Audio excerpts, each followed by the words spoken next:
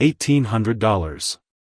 That is the average monthly Social Security retirement benefit in the United States. For millions of Americans, it is the only income they will receive for the rest of their lives. No pension. No 401k. No savings to draw from. Just a direct deposit on the second, third, or fourth Wednesday of every month, depending on their birth date, and the challenge of making that number cover everything. Housing. Food. Healthcare.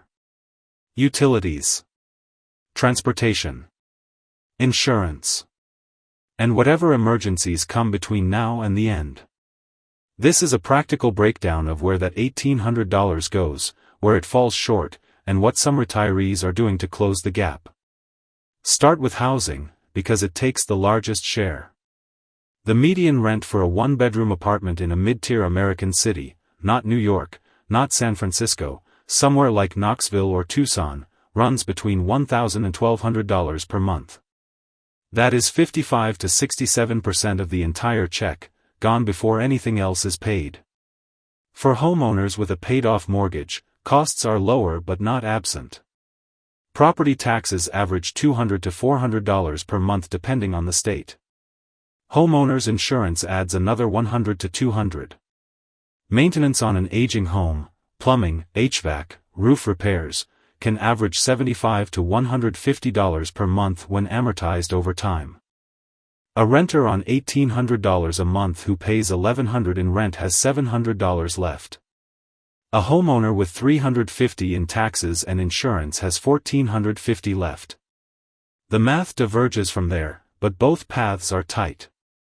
Food for a single senior typically costs $300 to $450 per month. That is $30 per day on the high end, roughly $10 per meal for someone cooking at home, less if they shop sales, buy in bulk, and avoid processed foods. For a renter after housing, that leaves $250 to $400. For a homeowner, roughly $1,000 to $1,100. Medicare Part B premiums cost approximately $175 per month. Part D, prescription drug coverage, adds another $30 to $50. Medigap or Medicare Advantage premiums, if carried, add another $50 to $200. A retiree managing a chronic condition with multiple prescriptions can face another $50 to $150 in copays and out-of-pocket costs.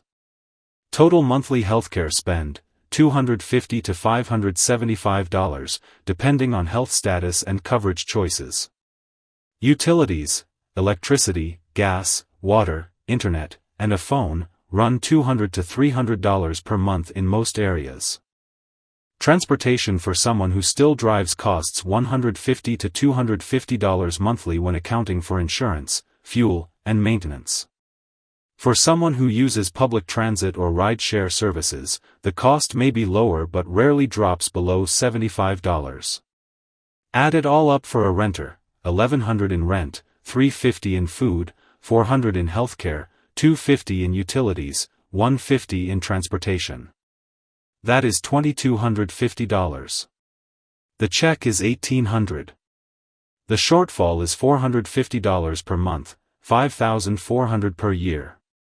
For a homeowner with a paid-off mortgage, the numbers are tighter but closer to break-even. But one furnace replacement, one major dental procedure, one fall requiring hospitalization, and the margin disappears. So what do retirees in this position actually do? Some go back to work. Labor force participation among Americans 65 and older has climbed steadily for over a decade. Part-time retail, ride-share driving, freelance work, these jobs fill the gap but rarely offer benefits. And for seniors past 70, the options narrow as physical limitations and health complications increase. Some move to lower-cost areas. A retiree paying $1,200 in rent in one city might find an apartment for $700 in a smaller town. The trade-off is proximity to medical care, family, and social infrastructure. Some apply for assistance programs. SNAP benefits, LIHEAP for utility assistance, Section 8 housing vouchers, and state pharmaceutical assistance programs can add $200 to $400 in monthly value. Qualification depends on income and assets, and waiting lists for some programs, particularly Section 8, can run years.